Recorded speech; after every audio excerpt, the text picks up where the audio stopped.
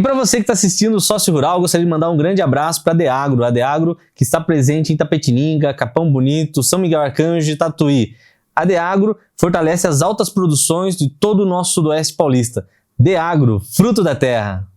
Sócio Rural. Oferecimento Deagro, fruto da terra.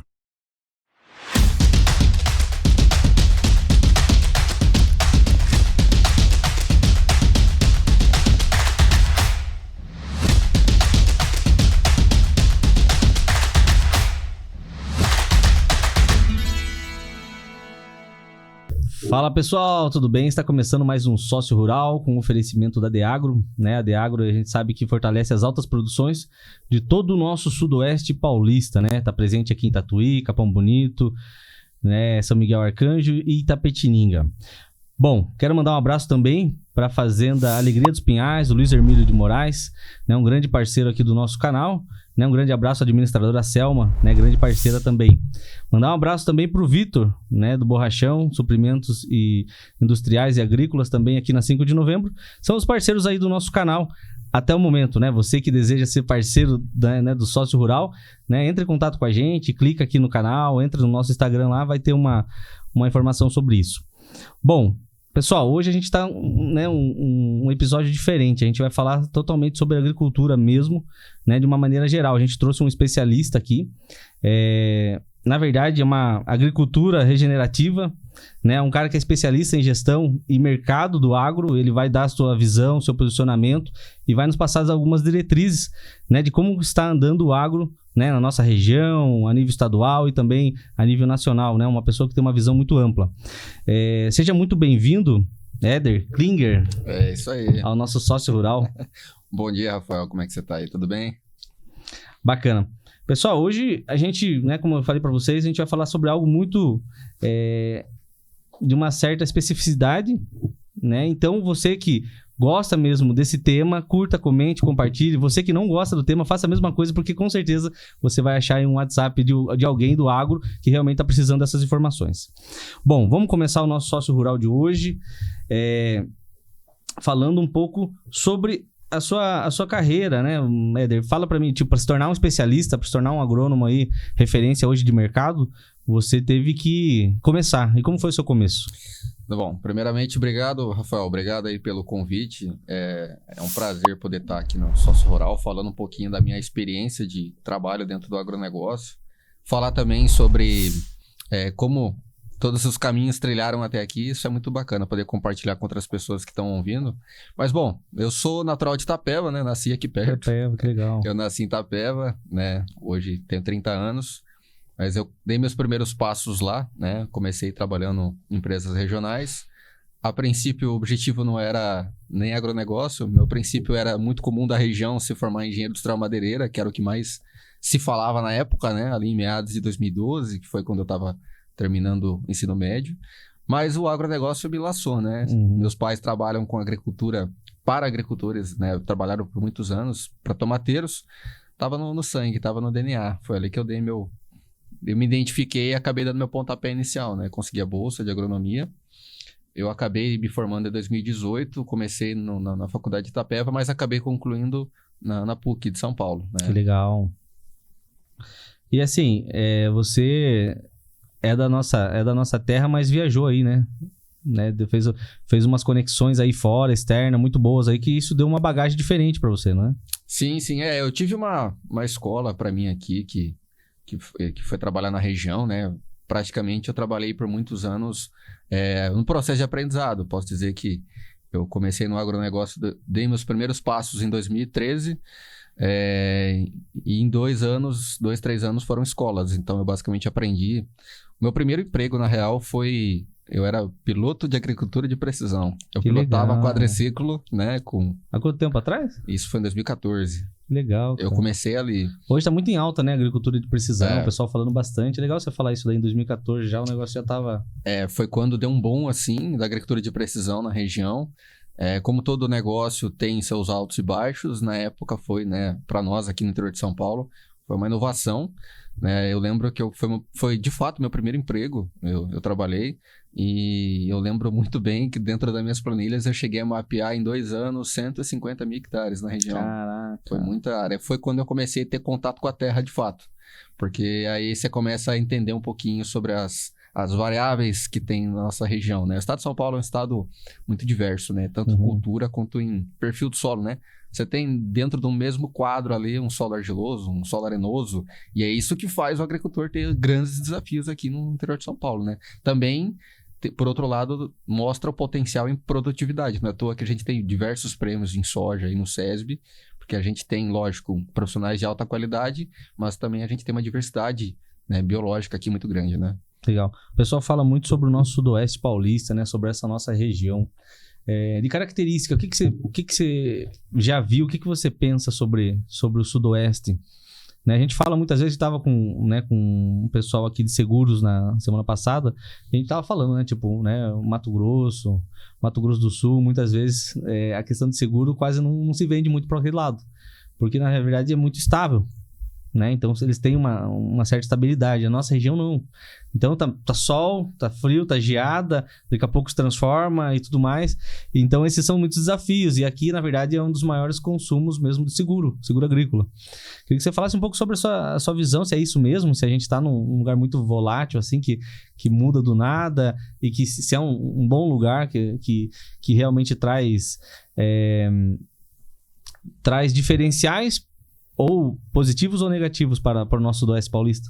Então, Rafael, eu vou compartilhar com você dentro da minha vivência, né, dentro da minha experiência, do que foi para mim o seguinte: eu comecei a entender melhor o nosso mercado aqui depois que eu fui para outros estados. Por quê? Né? Por exemplo, eu tenho alguns trabalhos andando no Nordeste, na região do Maranhão, né? Uma região que depois dá para bater uma tecla sobre ela, que é um mercado muito inovador que está rodando lá. Fiz trabalhos no Mato Grosso do Sul. Eu tenho algumas pesquisas andando na fronteira de Mato Grosso do Sul com o Paraguai. E aí, quando você volta para São Paulo, você entende o porquê que nós somos um teto em produtividade muito alto. Todos os estados têm sua especialidade, altas produções. Mas a minha percepção, eu vejo o estado de São Paulo como um grande laboratório. Legal. Entendeu? Porque aqui você tem diversas culturas, você tem um clima que muda constantemente. O agricultor é desafiado a cada estação a inovar o manejo, entende? E eu acho que acaba nos colocando num padrão de laboratório. Então, tudo que... Você pode pegar grandes indústrias, elas têm uma casinha aqui na região de São Paulo, porque se ela consegue dominar essa variável que tem no interior de São Paulo, ela consegue moldar um modelo de negócio, um modelo de manejo para ir para outros estados, como você mesmo falou, que acaba sendo mais estáveis em termos de clima, entendeu? Ah, legal. Queria que você falasse também, como você já começou a tocar no assunto, sobre as suas experiências fora, né? Porque aqui você nasceu aqui, então você já conhece todo mundo aqui você tem, né, um bom relacionamento, mas você peitou e foi para fora, né? Foi desenvolver algo fora, tanto na parte científica, mas também na mão na massa, entender como funciona. E conta um pouquinho sobre as suas experiências. O que você tem que você pode trazer de novo para nós aí, que você já viu de fora? Então, eu sempre me identifiquei muito na área de fertilidade de solo. Fertilidade de solo. Especificamente, eu sempre gostei muito de correção de solo. Então, eu passei a estudar sobre calcário, sobre corretivos de solo, sobre produtos naturais relacionados a aumentar a vida microbiológica do solo. Mas eu acabei me apegando muito nos meus estudos particulares. Eu estudei muito a parte química do solo. Então, eu comecei a me tornar, sem perceber, eu comecei a me tornar um especialista em calcário, né? Então, eu comecei a estudar muito e eu comecei a fazer trabalhos de correção de solo em vários estados. Foi quando eu acabei tendo a minha primeira... eu trabalhei por uns 3 a 4 anos apenas como CLT, e aí eu sempre me identifiquei como um cara curioso. E aí eu comecei a tomar coragem de empreender. Aí foi quando eu comecei a conhecer um pouco mais do mundo do empreendedorismo e fazer conexão com alguns empresários. E aí, com 21 para 22 anos de idade, eu comecei a conseguir algumas oportunidades, né? Então, os empresários me auxiliavam, eles me instruíam, me davam recursos, e eu, de fato, pegava a minha caminhonete, botava as coisas no carro e ia explorar o Brasil. Então, foi assim que eu comecei a entender um pouco mais da agricultura em outros locais. Mas falando sobre a correção de solo, eu participei muito de um dos primeiros trabalhos ali em 2014, 2015, ainda trabalhando para uma empresa regional aqui, sobre entender a diferença de usar um óxido de cálcio e magnésio comparado a um calcário convencional, que é um carbonato de cálcio. Você falando assim, muitas vezes parece ser óbvio, né? A gente falar sobre correção de solo. Mas assim, queria que você entrasse um pouco mais a fundo. Como corrige um solo? O solo é irregular? Ele é um solo... Essa é a parte interessante do negócio. É porque assim, o que acontece, né? O agricultor, todo ano, existem situações que acabam sendo residual do manejo dele. Sim. E existem coisas que a natureza mexe. Então, por exemplo, o solo ele tem um determinado teor de alumínio, determinado teor de hidrogênio. São duas fontes que são tóxicas e contaminantes para o solo. Entendeu? O alumínio e hidrogênio são contaminantes. Eles são elementos que vão ali desbalançando, né, a CTC do solo, que a gente fala que é a capacidade de troca catiônica, as cargas positivas. E a cada safra, como funciona? A cada instante, né? A cada instante. Legal. Claro que existe um período de avaliação e dentro do mercado de calcário eu comecei a aprender junto com alguns especialistas, que depois eu vou até citar quem são eles, que foi para mim a minha maior gratificação de ter sido privilegiado, de ter acessado essas pessoas, mas a gente começou a quebrar alguns paradigmas. Um deles era que o agricultor foi ensinado com o passar dos anos que a correção de solo pode ser feita a cada 2 a 3 anos. Mas a natureza ela muda constantemente. Uhum. Então, por exemplo, o excesso de chuva desregulada durante o ano afeta o solo, o excesso de adubação, manejos muitas das vezes não feitos com uma análise de solo vão desbalanceando o solo, porque ao mesmo tempo que ele está colocando nutrientes, ele também está colhendo. E quando ele colhe também, né, são nutrientes que são retirados dali e ele precisa repor. Então esse desbalanço nutricional do solo ele acontece a toda safra. E aí que entra o grande X, né? Aí, não entrando tão tecnicamente, mas para ficar claro, né, pro pessoal, o fator determinante, o pH do solo. O pH do solo define a capacidade de quanto do adubo dele vai ser aproveitado. Ah, legal. Entendeu? Então, por exemplo, um pH ideal do solo 6,5. Se ele tem um pH abaixo de 5, eu estou fazendo uma matemática de padaria aqui. Sim. Se ele perde hoje 10% por ineficiência do adubo dele, 10%, vou colocar aqui, ó, um adubo a R$ 3.500 a tonelada, né? Hoje tem para cima e para baixo esses valores. São R$ 350 por hectare, né? Perdão, são R$ 350 por tonelada que estão ficando ali a não ser aproveitados. Faz uma matemática isso no decorrer de 5 a 10 anos, de quanto de investimento que fica ali estagnado no solo por não ter um pH estável, entende? Então, tratar-se de calcário foi sempre uma commodity. Legal. Evoluiu-se tecnologia de semente, de adubo, de defensivo, e pouco se falou da evolução do calcário. Esse é um dos projetos que eu estou imerso aí há mais de 5 anos, estudando com alguns outros especialistas, entendeu? Legal. Então essa correção de solo, ela é algo, tipo, do dia a dia do produtor rural. Deveria ser necessário, tipo... O ideal seria a cada colheita, cada safra, ele fazer uma análise do solo. A gente tem de janela do agricultor apertada, ele tem que colher, ele tem que plantar, ele tem que preparar o solo, é apertado. Mas quanto mais ele conseguir encaixar no cronograma dele uma análise atualizada, isso define muito o impacto das próximas safras dele. Legal. Aí fala-se bastante também, né, dentro desse processo de, vamos dizer a grosso modo, tratamento da terra, vamos dizer assim, melhoramento dela, a questão dos produtos biológicos também, né? Sim. Que ajuda, não é algo que você consegue ver, né, mas você consegue sentir conforme você vai acompanhando todo o seu plantio. Então tem, né, o biológico micro e o macro, né? Não sei como você lida com isso ou fala sobre isso daí, mas eu acredito que entra muito nessa parte de correção também, né? Tipo, o que é curto, médio e longo prazo, né? A gente define exatamente isso. Por exemplo, a parte química do solo são os nutrientes químicos, né? A parte biológica, ela começa a entrar no sentido mais das bactérias vivas presentes no solo, né? Existe um estudo, no próprio Malavolta, que fala que uma colher, literalmente uma colher de terra, tem mais seres vivos do que todos os seres vivos que existem no planeta. Legal. Então, assim, existe ali um equilíbrio entre micro-organismos que são extremamente importantes para a planta e micro-organismos que também prejudicam o crescimento das raízes, né? Então, é digamos assim, uma briga constante entre o que faz bem e o que faz mal.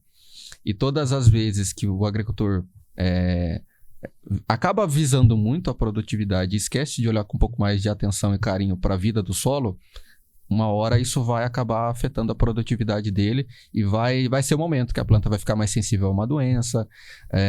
Isso também faz com que impacte diretamente na produtividade dele. E hoje a gente tem excelentes empresas na região fazendo o trabalho com equilíbrio biológico do solo, fazendo com que essas bactérias que sejam benéficas sejam melhores aproveitadas, e também outros impactos indiretos, como alguns processos de acabar até liberando alguns nutrientes que com o passar dos anos vão ficando aprisionados ali, né, nos colóides do solo. Então, esse é um mercado biológico que, sem dúvida, é o presente e vai continuar sendo o futuro. A gente precisa pensar na vida, né, microbiológica ali do solo. Agora, algo meio provocativo para você. A agricultura 100% orgânica, ela existe? Ela é sustentável? Na sua visão? Eu acredito que ela é, sim, possível, está se tornando um caminho em ascensão, mas a gente tem alguns empecilhos que não dependem somente do agricultor, né?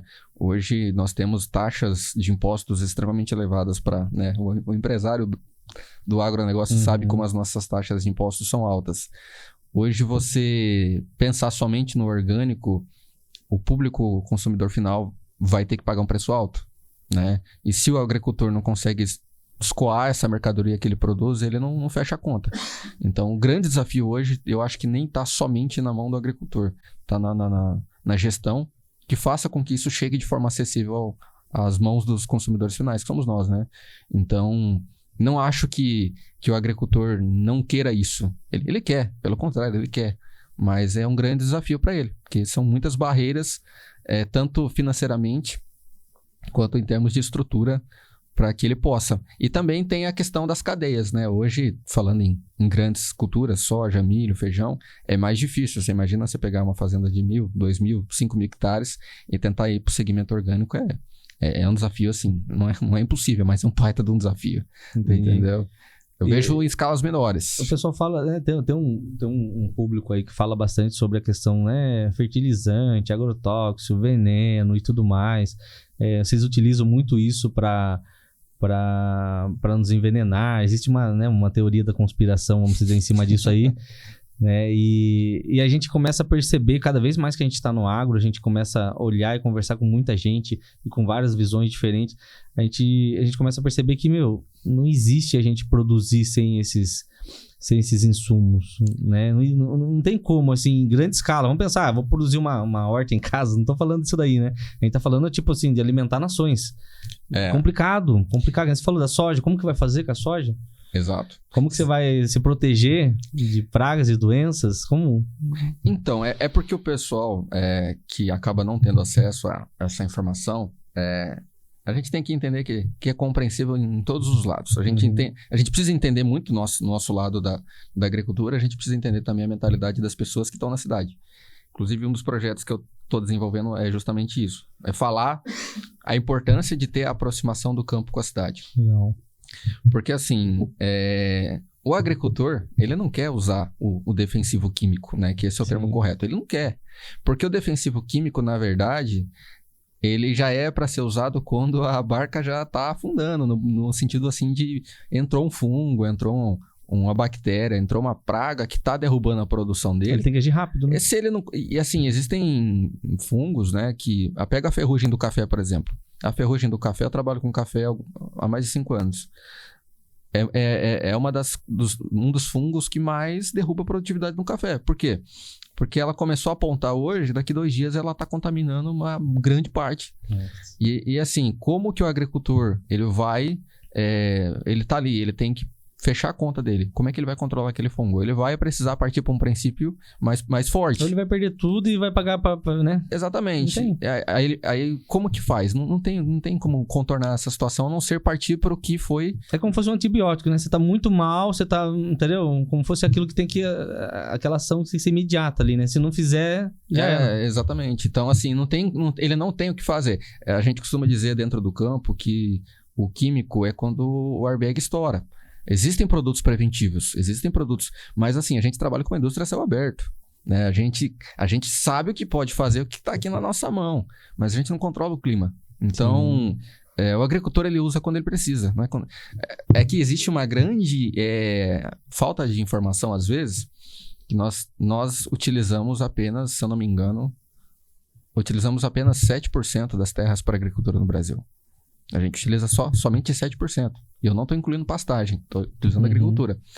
São apenas 7%. E com esse 7% a gente ainda é hoje o celeiro da agricultura no Brasil. O agricultor, sem dúvida nenhuma, ele está tentando sim mudar, ele está tentando inovar, ele está buscando novos caminhos. Mas é como eu falei, é uma indústria a céu aberto. Para ele saber se tal tecnologia, tal manejo está funcionando, ele só vai saber na colheita. Ele não consegue desenrolar isso em 2, 3 semanas. Cultura para cultura são ciclos mais curtos, mas eles vêm tentando mudar a agricultura. Um fato curioso, a gente tem muito essa síndrome do que lá fora é melhor, né? É uma das coisas que mais me chamou a atenção viajando, é que lá fora a Embrapa é muito respeitada. Sim, eu fiquei sabendo mesmo. A Embrapa é extremamente respeitada, assim, a um nível absurdo. Né? Eu conversei com algumas pessoas, alguns investidores de fora, e eles são encantados com o nível de exigência. Protocolos. Eu estou, nesse exato momento, fazendo alguns protocolos para registrar alguns produtos para agricultura, produtos de agricultura regenerativa. O que o Ministério da Agricultura exige de documentação não é brincadeira, sabe? É projetos que levam aí mais de meses para ficar pronto. Então, assim, não é só pegar e botar um produto lá e vamos vender. Não é assim que funciona. Não é assim. O pessoal acha mesmo, né? Tipo, o pessoal fala, tem uma receita, né? É como se fosse um remédio. É um remédio da planta, vamos dizer assim. Você tem que ter uma receita para você poder aplicar. Porque senão é até crime, né? Você tá fazendo um crime, não é? Algo assim? A gente precisa trabalhar dentro do que não vai gerar resíduo, não afete a saúde do consumidor final. Então, assim, a agricultura brasileira ela é extremamente respeitada. Mas, assim, eu acho que acaba confundindo um pouco pelos meios políticos. O pessoal acaba tomando um lado, e meu foco aqui não é nem entrar nisso. Eu acho que acaba não querendo explorar mais o assunto. Né? Acho que o legal é explorar o assunto e buscar com os profissionais da área entender que está todo mundo tentando trabalhar para uma agricultura melhor. Isso é fato. Legal. Queria que você falasse um pouco sobre a diferença, né, da agricultura, né, o termo agricultura, né, regenerativa, da agricultura sustentável, de algo que é sustentável, e também o que está acontecendo hoje, né? O que é o dia a dia, a prática, né? O convencional hoje nas fazendas e de modo geral. Por muito tempo, por muitos anos, né? Inclusive até hoje, existem barreiras dentro do nosso negócio também. Isso é compreensível. A gente está trabalhando com gerações diferentes. Existe uma geração de agricultores que pegaram a virada do defensivo químico. Né? Eles pegaram ali a virada do defensivo químico. E assim, existem alguns dados de pesquisa da própria Embrapa que na década de 80, se eu não me engano, depois a gente checa esses números, tá? Mas é muito próximo disso. Na década de 80, um agricultor ele tinha a capacidade de alimentar 15 pessoas. Hoje, um agricultor apenas tem a capacidade de alimentar 150 pessoas. Essa virada da utilização do defensivo químico, ela aumentou, sim, a produtividade por hectare de diversas culturas, né? Mas existe uma coisa que se chama a natureza, ela se adapta, né? Antônio Lavoisier, que foi, né, um grande pesquisador, ele falava que na natureza nada se perde, tudo se transforma. Se o agricultor passa a repetir sempre o mesmo manejo, safra após safra, pode ter certeza que aquela praga, aquela doença vai começar a criar resistência. Entendi. Ela vai aprender a sobreviver naquele ambiente. A gente fala que a natureza ela se adapta, né? E é aí que entra o ponto de crítica construtiva e evolução na agricultura. Existe uma coisa que se chama rotação. O agricultor precisa rotacionar não só o que ele planta, mas o que ele usa também. Porque se aquela praga começa a se adaptar, a reproduzir naquele ambiente, naquele ecossistema, ela cria resistência. Isso faz com que o agricultor passe a ter que utilizar produtos mais intensos, mais fortes, entendeu? E é o que vem acontecendo na agricultura brasileira. Uma vez, em Cascavel, essa é uma história bem rápida que eu vou contar. Eu dei uma palestra lá, e eu provoquei, no bom sentido, uma discussão, assim, que foi uma das coisas mais interessantes que eu participei. A gente estava falando sobre área de refúgio no milho, né? Porque teve a infestação da cigarrinha, né? Há 2 anos atrás foi um pico aí da cigarrinha brava, derrubou muito, que teve uma quebra de milho, de produção de milho no Brasil, assim, altíssima. E lá em Cascavel planta-se muito milho, próximo da fronteira ali com Foz. E eu trouxe uma discussão saudável entre os agricultores. Eu falei, gente, e área de refúgio? Quem que quer sacrificar uma porcentagem da sua área? O que nada mais é área de refúgio? É você sacrificar uma pequena parte da sua área para que as pragas vão se reproduzir naquele local e elas vão ficar ali. Ali você não vai aplicar nenhum defensivo, você vai literalmente sacrificar aquela área ali. Ali elas vão ali para sobreviver. Quando elas tentarem migrar de área, elas não vão conseguir se adaptar naquele outro local que está pulverizado com defensivo químico. Por quê? Porque ela não está adaptada para aquele ambiente. Naturalmente ela vai querer sair dali. Isso se chama área de refúgio. Isso é uma estratégia para que a praga não crie resistência. Mas ninguém fazia isso. Entendeu? Ninguém fazia, porque ninguém queria sacrificar uma parte da sua área. Mas é muito grande? Não, são áreas... Claro que existem estratégias, mas 1%, 2%, vai depender de quanto o agricultor pode sacrificar. É uma estratégia que foi É a desenvolvida. mesma coisa que dar um alimento para ela, né? Você cria ali um lugar onde ela vai se alimentar de fácil, não vai ter muita resistência e o número de concentração vai ser alto. Exatamente, mas essa estratégia, né, foi pouco se utilizada, pouco se aproveitada, e a cigarrinha que alguns anos atrás não era problema, se tornou um grande problema, porque ela acabou criando resistência, porque não se usava práticas nesse sentido. Porque se ela tá num lugar onde tem facilidade e ela vai para um lugar que tem muita dificuldade, ela vai dar aquela, né, vai criar aquela... Exatamente. Tipo, né? E aí sim, se ela realmente vai e começa a tomar paulada, daqui a pouco volta de novo e começa a acostumar, né? Essa é uma tática da agricultura sustentável que foi se trazendo sem necessariamente ter que colocar um produto especial. É somente uma estratégia de pulverização. E com o passar dos anos começou a se entrar um pouco mais na linha industrial. Hoje existem alguns óleos essenciais, o óleo de eucalipto, óleo melaleuca, o próprio a citronela. Que você pulveriza. São produtos naturais, não tem princípio químico e você vai ter um efeito contra determinadas pragas, determinadas doenças. Isso está em ascensão, isso está em alta, né? É novo, muito novo, tem muita empresa fazendo. Mas a gente está 2 anos fazendo isso. A gente escuta, às vezes, alguma fazenda falar isso. É novo, é muito novo. 2 anos é pouco tempo. 2, 3 anos 5 anos para a agricultura é muito pouco tempo. Entende? Então, existem matérias-primas naturais que estão sendo trabalhadas visando buscar uma taxa de controle maior sem ter que ter tanta dependência dos químicos, né? Mas assim, a gente vai substituir 100% químico? É difícil dizer isso. Também, é difícil dizer isso. É difícil, e assim, é como eu falei, pela escala de plantação e escala de produção que nós temos no país. É difícil. Então, assim, mas existem outras práticas. Então, a rotação de cultura. O agricultor, na safra verão, plantou milho verão. Na outra área, ele plantou soja. A gente viu a mudança de culturas. A própria região aqui começou a plantar amendoim agora. Né? Sim. Por quê? Porque eles estão vendo que eles precisam buscar alternativas em determinadas épocas do ano. Então, a mudança está acontecendo, né? Se plantava muito trigo aqui na nossa região até 2015, que se não me falha a memória, foi um dos campos que eu acompanhei aqui no interior de São Paulo, a gente teve um trigo de alta produção. 2015 foi um ano muito bom para o frio, um ano perfeito para o clima. Mas começou a esquentar a região, o agricultor passou a plantar sorgo, começou a alternar. Engraçado, né? Vai mudando, né? Vai mudando. Antigamente, Angatuba era muito forte de melancia, né? Sim. Muito, mas muito forte de melancia. Tanto que os caras, o pessoal estavam falando até de fazer a festa da melancia. Sim. Sabe? Já tava na cultura, já começou a entrar ali como algo temático da cidade. Tipo, aqui é isso aqui. Só que mudou. Muda, vai mudando. Mudou. Tipo assim, a hora que eles começaram a pensar, vamos pensar agora em transformar em produtos isso aqui. Aí já, acabou. Não zerou, mas assim, diminuiu bastante o suficiente para não se tornar. Tipo, é legal, vamos fazer melancia? Então, vamos pensar, 90% do município é sobre melancia. Sim. Os caras plantam isso daqui. Então, eles estavam desenvolvendo isso daí, teve que migrar tudo, porque já não sustentava mais. Né? Não sei qual lado de região foi. Esse do amendoim a gente tá acompanhando mesmo aqui em Capela, né? Com o pessoal da Deagro aí que tá trazendo. Diz que tem muitas características que são muito similares, né? Acho que é a região de Tupã, eu acho que... Sim, a região de Marília, né? A região de Marília tem muito amendoim ali. É aquilo, né? O produtor ele começa a buscar outras alternativas de plantio. E é legal que sempre vai ter um pioneiro, sempre vai ter um agricultor pioneiro que traz a ideia, ele vai encaixando o manejo com o apoio dos profissionais da região, das empresas, né? E ele vai conseguindo trazer novas ideias, né? Eu via muito o sorgo anos atrás, lá para a região de Taquarituba, lá para o lado de Itaí. E hoje você vai ver, hoje você vai ver o sorgo batendo na divisa até com Minas Gerais. Eu estava em São Gotardo essa semana passada, tem sorgo plantado lá na Serra da Canastra, próximo lá, entendeu? Então é bem legal, assim, porque o agricultor está sempre inovando. Legal.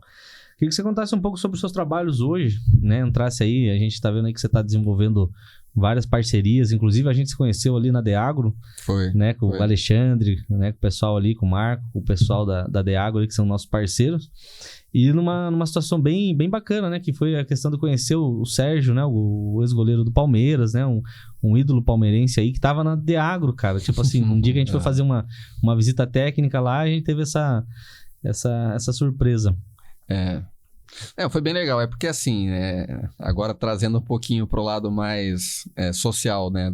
Da vida, a vida toda, desde moleque, adorava jogar futebol, né? Tentei ser jogador, como todo moleque gosta de querer explorar esse universo. Eu sempre gostei muito de futebol, mas acabei indo para o agronegócio, para a agronomia, né? E nas minhas viagens, uma delas especialmente, eu estava lá no Piauí, através de um convite de um amigo meu. Era aniversário de um dos maiores produtores de soja lá da região, que planta no Maranhão hoje. É um pessoal sensacional, até se eu puder mandar um abraço para ele. Opa, fica à vontade. O Diogo lá da Fazenda Crimeia. Abração, Diogo. Em breve estamos juntos aí de novo. Eu tava lá com ele agora esses 15 dias atrás. É um pessoal que tá movendo fronteiras. Eles são da Bahia. Eles começaram a plantar soja já tem mais de 5 anos lá em Parnarama, no Maranhão. Caraca. Os caras estão simplesmente inovando a região, gerando emprego.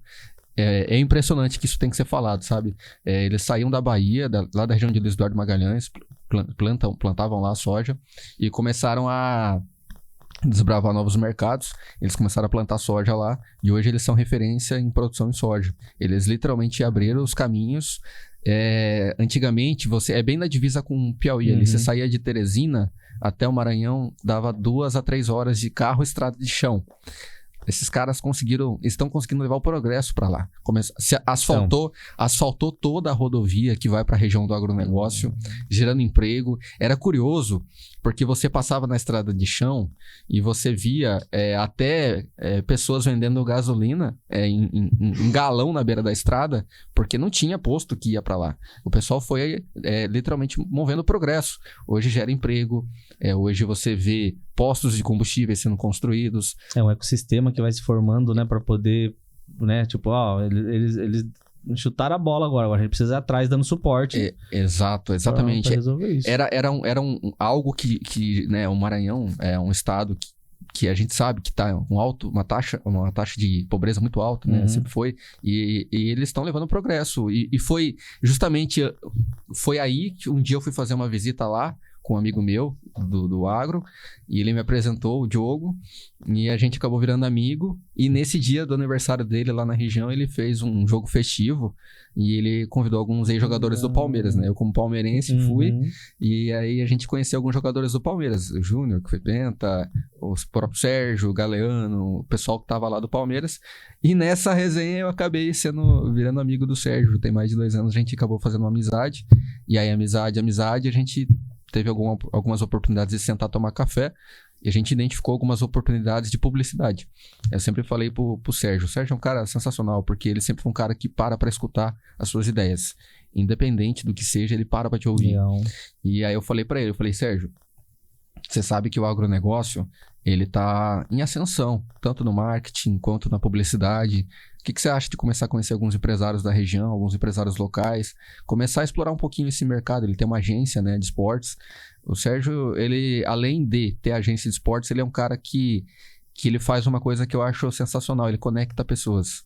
Ele não tem esse negócio só o futebol.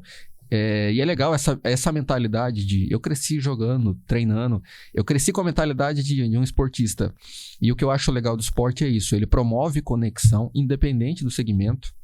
E ele promove oportunidades. Então, a gente começou a fazer algumas publicidades com o Sérgio. Hoje, ele faz, inclusive, publicidade para a Gemic Mineração, que é uma empresa que está há 60 anos no mercado produzindo calcário, né? E hoje ele é nosso parceiro de publicidade lá, né? É uma das empresas que, inclusive, eu dou consultoria nessa especialização em calcário.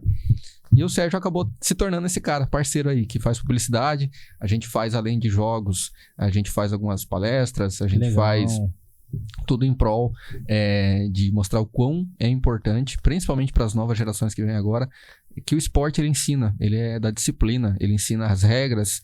Eu acho que isso é fundamental para qualquer pessoa que vá depois desenvolver um caminho profissional, seja qualquer área. Ela precisa entender que a vida ela precisa ser disciplinada, precisa seguir regras, né? E aí nada mais do que ouvir um esportista que viveu há mais de 15 anos no Palmeiras, conquistou títulos, a falar sobre isso. Então é um dos trabalhos que a gente tá fazendo, entendeu? Eu achei muito maneiro aí a hora que eu vi lá o Sérgio na Deagro, né? Tipo, vai abrindo várias frentes, né? Você fala, puxa vida, como que daria pra trabalhar com isso daqui? Entendeu? Trazer um cara realmente que tem uma conduta impecável, né? Tipo, quanto tempo ele ficou no Palmeiras ali? Então isso daí traz essa credibilidade da imagem dele para, vamos pensar assim, como no seu caso, para as empresas, né? A empresa fazer tipo uma collab, né? Um formato ali onde ela consegue utilizar a imagem dele, ele utilizar a parceria ali para também gerar mais credibilidade. Porque tem muitas empresas hoje, então a diferença, se você parar para pensar, o que vocês são pensar, o mercado em si de insumos, de modo geral, assim, vende muito princípio ativo, né? Então, para dizer, são marcas diferentes utilizando os mesmos princípios ativos. Exato. Então, a hora que você vai se diferenciar mesmo, qual empresa que se diferencia? Aquela que tem tempo de mercado, aquela que tem lastro, aquela que realmente gera mais credibilidade? Assim, porque a gente sabe, a gente também precisa levar sempre em consideração que todo negócio tem que ser lucrativo. Sim. Né? Todo negócio precisa gerar seu lucro para ele se sustentar e crescer. Aí a gente entra mais no mérito de estratégias de negócio. Porque assim, se eu tenho uma imagem pública dentro do meu negócio que gere atração, no mínimo para escutar um pouco mais, com mais delicadeza aquele determinado assunto, eu vou fisgando um povo. Então, é tipo assim, não deixa de ser uma estratégia. Né? É uma estratégia de negócio, sim. Eu levei essa estratégia para o grupo que eu dou consultoria. A gente está indo para mais de 6 meses com essa estratégia. A porcentagem de vendas da empresa está aumentando. Entendeu? Então é um case de sucesso que a gente tem. Que nem eu falei do grupo. É um rosto, né? Tipo assim, como eu posso dizer, né? Dentro do marketing, a gente fala do marketing de influência, né? De mostrar que aquela pessoa está ali, de certa forma, ela está meio que validando aquela conduta da empresa, a empresa em si, ou sobre a empresa, e que realmente, dificilmente a gente cola a nossa imagem com algo que não, Exato. que não é bom, entendeu? Tem que ter sinergia. Uma das coisas que o Sérgio ele falou para mim dentro das parcerias que a gente está desenvolvendo é assim, Éder, para mim não é o quanto pagam, Sim. é o que aquilo representa de impacto, sabe? Então, os projetos que a gente vem desenvolvendo, primeiro de tudo, tem que ter propósito, né? Não basta só pagar bem ou ser bem remunerado, tem que ter propósito. O que essa empresa quer levar para o mercado? Qual que é o impacto que ela quer gerar dentro da agricultura, né? O quão vai ser benéfico para as pessoas eu fazer parte desse grupo. Então tem que ter impacto, tem que ter propósito, né? Então eu acho que o grande diferencial dessa parceria com o Sérgio é que ele é um cara que ele olha o propósito, muito mais do que somente um negócio. E isso prova o quanto as coisas estão fluindo, estão dando certo, né? Então eu fico feliz, porque saber que eu não vou mentir, essa ideia nasceu da minha cabeça dirigindo o carro na estrada. Não. Eu vim pensando. Os insights, né, que a gente tem aí. Eu falei assim, por que não? Já ouvi muito, eu comentei com você aquele dia lá na Deagro, eu ouvi muito no começo, né? Mas o que tem a ver? Por que você tá misturando uma coisa com a outra? Primeiro, que para você, né, ganhar a confiança desses profissionais que foram extremamente reconhecidos pelo que fizeram, já é um primeiro passo, né? Sim. Então eu precisei, né, mais do que só levar um bom negócio, eu precisei passar um pouquinho para ele da minha essência, graças a Deus, né, pela educação que meus pais me deram. E ele comprou a ideia, ele falou, eu gostei, cara, o propósito é muito bom. Então nasceu a ideia e hoje ela tá fluindo e tá caminhando, e eu vejo que é só o começo. Então assim, porque a gente precisa atingir o público de todos os segmentos, não só do agronegócio. Exatamente. Para mostrar, né? Para mostrar que se planta-se no agro, no rural, mas consome no urbano, né? No centro, nas grandes cidades. E você falando me lembrou, um tempo atrás, numa empresa de cosméticos, a gente usou uma estratégia também. Numa das convenções, a gente trouxe o Marcelinho Carioca para dar palestra. Sim, sim. Cara, no começo, uma resistência do povo. Tipo, nossa, mas o que tem a ver na área de cosméticos e tal? Eu falo, ó, a gente tá com vendedores. A narrativa foi assim que a gente falou. A gente tá com vendedores, a gente tá falando de motivação. O Marcelinho, né, ele é um dos, talvez o maior ídolo aí do Corinthians de toda a geração aí, batia falta como ninguém, é um cara extremamente único, assim.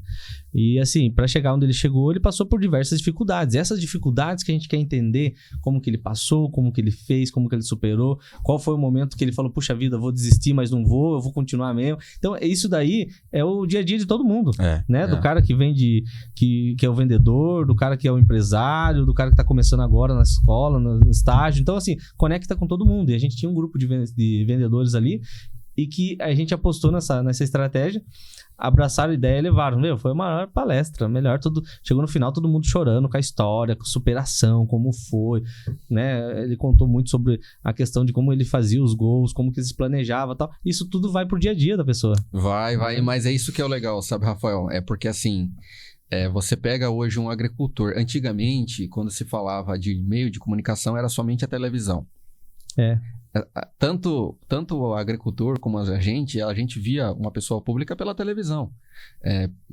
Quem morava nas capitais tinha acesso a... Cruzava algumas vezes, né? Mas hoje é diferente. Então, assim, tem até o exemplo do próprio Sérgio, o dia que estava na Deagro, né? Tinha um cliente, acho que na loja, palmeirense. O cara ficou extremamente emotivo, sabe? Eu ali presenciando aquilo ali, para mim é uma coisa muito gratificante. Por quê?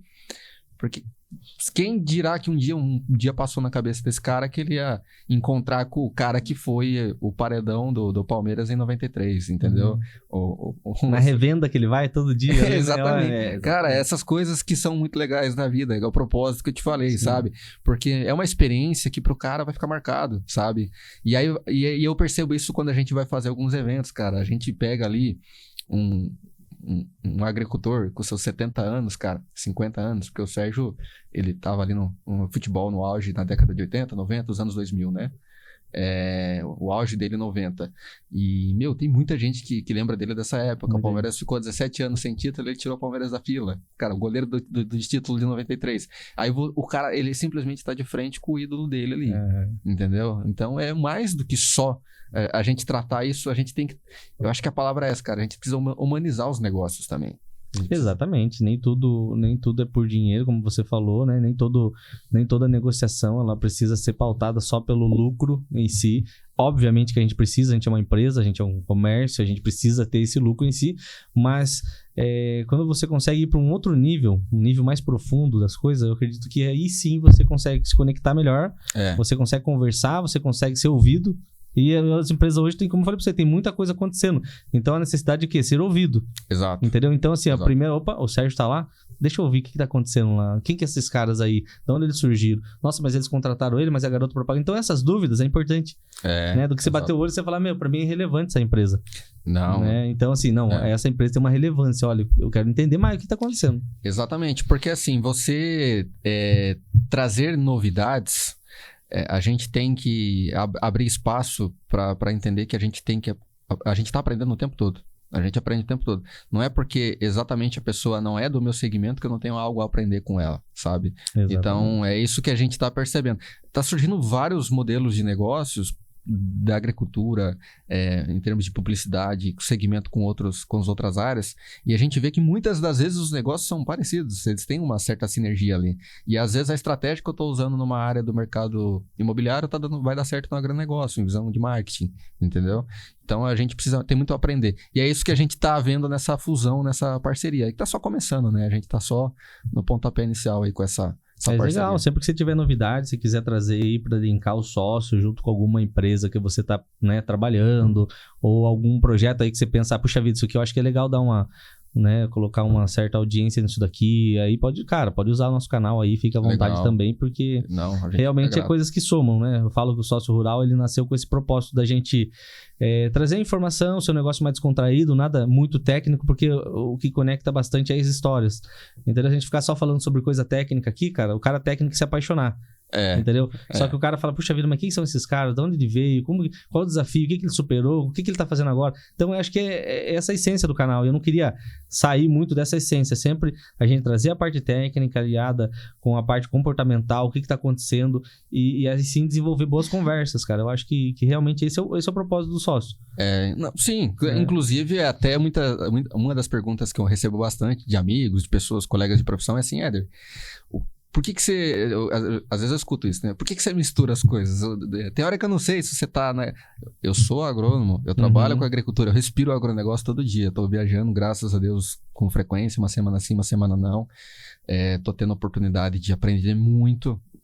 Vou te dar um exemplo. Semana passada, eu tive em São Gotardo, em Minas Gerais. Eu fui conhecer grupos que plantam alho e cenoura. São um grupo de japoneses. Assim, cara, são os caras que são pioneiros em produção de alho e cenoura. E você vai ver a mentalidade desses caras, de fato parece mentalidade de atleta. Os caras seguem uma regra, uma disciplina, a exigência com a equipe que você se aplica, né? Eu tava lá, então assim, eu respiro a agricultura. Mas por outro lado, eu também não me bloqueio de estar conversando com empresários de outros segmentos, entendeu? Eu me envolvo no mundo esportivo porque eu acho que a mentalidade esportista, como eu te falei, é uma coisa que me gera muito valor e eu vejo que as oportunidades, elas estão ali. A gente só tem que saber olhar com um pouco mais de paciência, né? A gente tem muito a lei do imediatismo, né? A gente precisa ser muito imediatista, a gente precisa tudo para amanhã. Não, a agricultura ensina uma coisa fundamental que para mim eu não abro mão, que tudo tem seu determinado tempo. Então, isso para mim é o que a agricultura mais me ensina. É verdade. Eu semeei, eu tenho como eu adiantar essa safra? Não tem, ou você espera, entendeu? Você cultiva e tenha paciência, não dá para você acelerar o processo.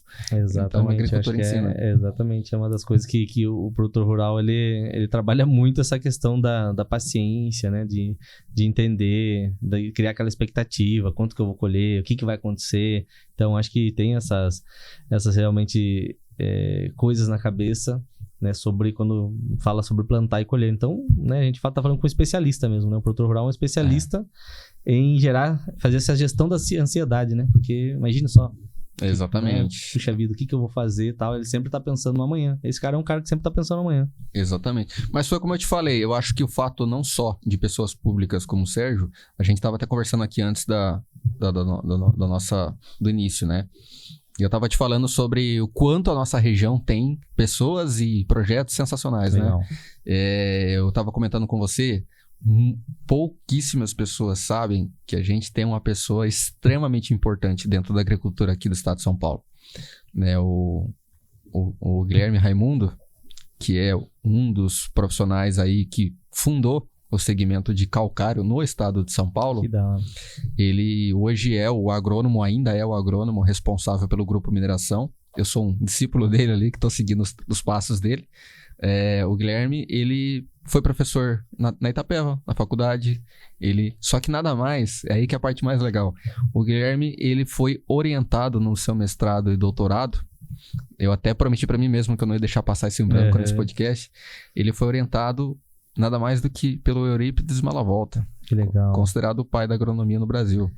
Caraca, então, assim, até te trouxe esse documento. Depois a gente ia colocar aqui, né? Acho que se você estiver assistindo, você está vendo aí, né? A tese defendida, né? A tese defendida do Guilherme. E assim, Malavolta, eu tive o privilégio de sentar com o Guilherme e perguntar para ele, Guilherme, como foi ser orientado nada mais do que pelo Malavolta? E, né, o Guilherme hoje, acho que ele tá com mais de 70 anos, né? Ele tá lá no grupo ainda, o grupo acolhe ele com muito carinho, porque ele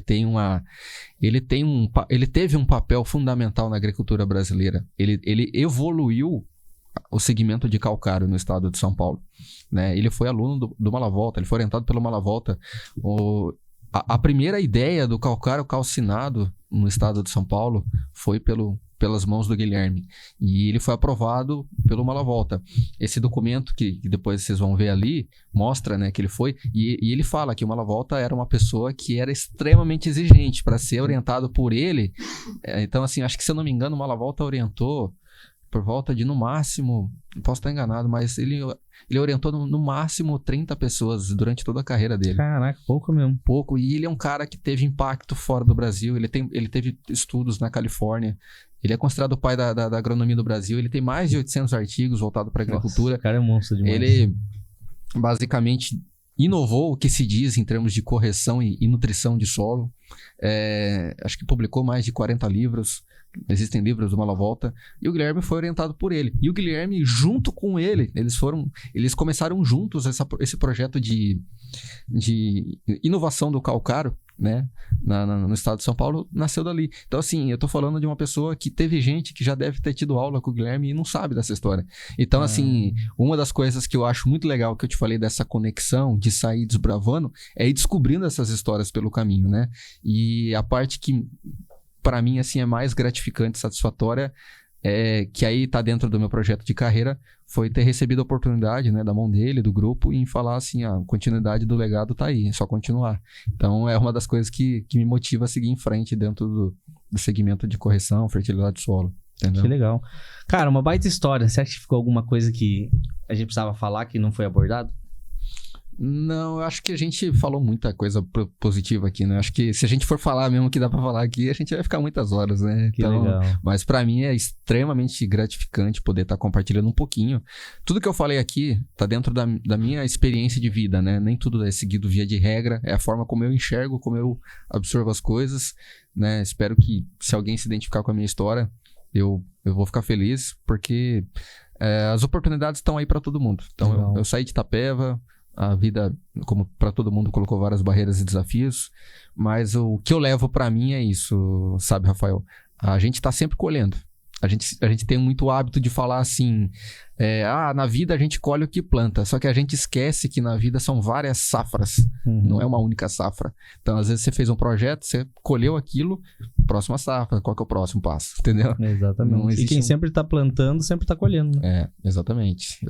Mas obrigado aí pelo convite, foi um prazer gigante, espero estar mais vezes aí com vocês também. Muito bacana. Bom, pessoal, né, você percebeu aí sobre a importância desse episódio aí, né, com certeza vai tirar muitas dúvidas de vocês, né, então clique, comente, compartilhe, né, se inscreva no nosso canal, né, no Sócio Rural, divulgue aí nas redes sociais, nos grupos de WhatsApp, para cada vez mais essa mensagem chegar a mais pessoas. Bom, gostaria de mandar um grande abraço aí ao pessoal da Deagro novamente, né, a gente reforça, sempre fala sobre isso, porque é uma das empresas aí que fortalece, né, a agricultura de todo o nosso sudoeste, né? Eles estão presentes em várias cidades aqui, né? E é uma empresa realmente transformadora. Quando a gente fala de Deagro, a gente fala de transformação, né? Um pessoal extremamente humanizado, um pessoal extremamente profissional e que entrega tudo aquilo que promete. Na verdade, entrega muito mais do que promete, porque realmente são pessoas diferentes, né? São pessoas aí que estão mais de 30 anos, né? O Éder pode até falar, não é fácil você manter uma empresa 5 anos, 10 anos, né? Que sai 30 anos de mercado, é muito difícil. É difícil. Você hoje ter... Primeiro, acho que o primeiro ponto, acho que fidelizar o cliente é o maior negócio. E isso, a Deagro, ela faz muito bem, né? Eu plantei soja no passado com o pessoal e a primeira empresa que eu pensei real foi de fato a empresa que eu fiz negócio foi a Deagro, porque os caras são ponta firme. Estão do lado do agricultor. Legal. Bom, mandar um abraço também pro seu Luiz, da Fazenda Alegria dos Pinhais, grande parceiro aqui do Sócio Rural, né? O Vitor também, do Borrachão, Suprimentos Industriais e Agrícolas. E aquele abraço, pessoal. O Sócio Rural é isso, é semear ideias para colher resultados. Beleza? Tchau, tchau.